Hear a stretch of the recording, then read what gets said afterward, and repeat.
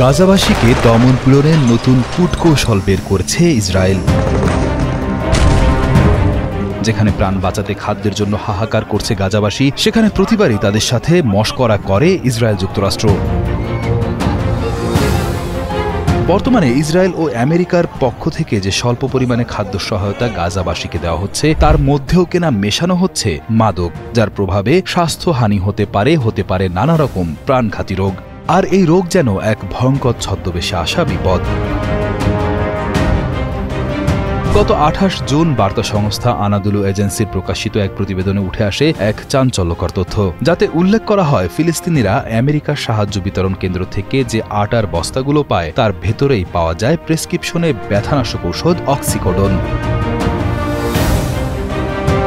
গাজার সরকারি গণমাধ্যম অফিস সতর্ক করে বলছে, এই বড়িগুলো ইচ্ছা করে আটার ভেতরে গুঁড়ো করা হয়েছিল বা মেশানো হয়েছিল, যা জনস্বাস্থ্যের উপর সরাসরি আঘাত, যা খাবারের মধ্যে বিষ মিশিয়ে দেওয়ার মতো এক জঘন্য কাজ।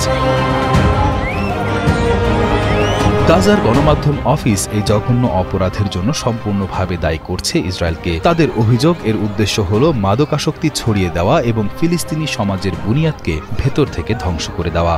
এমনকি এটি ফিলিস্তিনিদের বিরুদ্ধে চলমান ইসরায়েলি গণহত্যার একটি অংশ। তাদের মতে, ইসরায়েল মাদককে সাধারণ নাগরিকদের বিরুদ্ধে এক নোংরা যুদ্ধের অস্ত্র হিসেবে ব্যবহার করছে।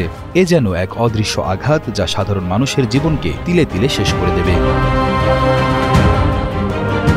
এদিকে ইসরায়েল দক্ষিণ ও মধ্য গাজায় 4টি সাহায্য বিতরণ কেন্দ্র স্থাপনের পরিকল্পনা করেছে। ইসরায়েলি গণমাধ্যম বলছে, এর উদ্দেশ্য হল ফিলিস্তিনিদের উত্তর গাজা থেকে দক্ষিণে সরিয়ে আনা। আন্তর্জাতিক সম্প্রদায় এবং জাতিসংঘ ইসরায়েলের এই পদ্ধতির বিরোধিতা করেছে। তাদের মতে, এটি জাতিসংঘের চ্যানেলের মাধ্যমে সাহায্য বিতরণের প্রক্রিয়াকে এড়িয়ে যাওয়ার জন্য ইসরায়েলের একটি বিকল্প প্রচেষ্টা। এ যেন সাহায্যের নামে এক ছদ্মবেশী চাল। আন্তর্জাতিক মহলের যুদ্ধবিরতির আহ্বান প্রত্যাখ্যান করে ইসরায়েলি সেনাবাহিনী 2023 সালের অক্টোবর থেকে গাজায় এক ভয়াবহ হামলা চালিয়ে যাচ্ছে। এতে এ পর্যন্ত 58,000-এর বেশি ফিলিস্তিনি নিহত হয়, যাদের বেশিরভাগই নারী ও শিশু।